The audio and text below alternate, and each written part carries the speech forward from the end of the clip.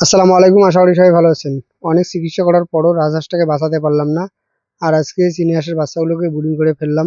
তো এই হাঁসটার সঙ্গে কি হয়েছিল সেটাই এখন আপনাদেরকে বলছি। এখন যে জায়গাটা দেখতে পাচ্ছেন, তো এই জায়গার মধ্যে আমি হাঁসগুলোর জন্য পানির ব্যবস্থা করে দিয়েছি। তবে কয়েকদিন ধরে প্রচন্ড গরম থাকার কারণে পানি অনেকটাই শুকিয়ে গিয়েছিল। পানি যখন কমে যায় বা পানি যখন প্রচন্ড গরম হয়, তখন আমি এমন পানিতে হাঁসকে নামাই না। তবে আমি যখন বাড়িতে ছিলাম না, বাড়ির লোক তখন এই পানিতে হাঁসগুলোকে নামিয়েছিল। যখন আমি বাইরে থেকে এসে দেখি যে হাঁসগুলো এখানে রয়েছে, সঙ্গে সঙ্গে আমি হাঁসগুলোকে সেখান থেকে তুলে নিই। কিন্তু সব হাঁস সেখান থেকে উঠে আসলেও এই হাঁসটা উঠে আসতে পারেনি। সঙ্গে সঙ্গে হাঁসটাকে তুলে নিয়ে এসে ওষুধ পানি দেই। 2 দিন থেকে ওষুধ পানি দেওয়ার পরও হাঁসটাকে বাঁচাতে পারলাম না। দীর্ঘদিন ধরে হাঁস লালন পালন করার ফলে আমার যে অভিজ্ঞতাটা হয়েছে, আশেপাশে পাড়া প্রতিবেশীর হাঁস এই যে ভাদ্র মাসের সময় অসুস্থ হয়, তো এটার কারণ হচ্ছে এরকম পানিতে হাঁসগুলোকে ছাড়ার ফলে। এই পর্যন্ত একটা হাঁসই অসুস্থ হয়েছে, বাকি যে হাঁসগুলো আছে আলহামদুলিল্লাহ ভালো আছে, সুস্থ আছে। আপনারা যারা প্রথম থেকে আমার এই ভিডিওগুলো দেখেন তারা অবশ্যই জানেন আমি আমার এই রাজহাঁসগুলোর পিছনে কতটা পরিশ্রম করেছি।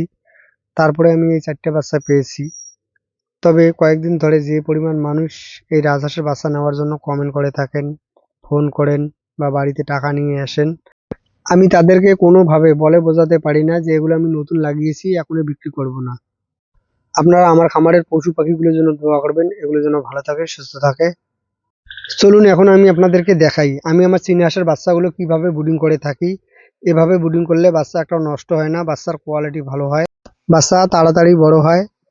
বর্তমানে যেহেতু গরমের সিজন, খুব একটা বেশি ব্রুডার বা ব্রুডিং এর প্রয়োজন নেই। তো এখানে দেখতে পাচ্ছেন শুধুমাত্র আমি একটা চটের বস্তার উপরে এই বাচ্চাগুলোকে রাখবো আর এই বস্তার উপরে খাবার দেবো। তো প্রথম কয়েকদিন আমি এগুলোকে দেবো ব্রয়লার ফ্রি স্টার্টার। এর পাশাপাশি রাতের বেলা আমি একটা 100 ওয়াটের বাল্ব জ্বালিয়ে রাখবো।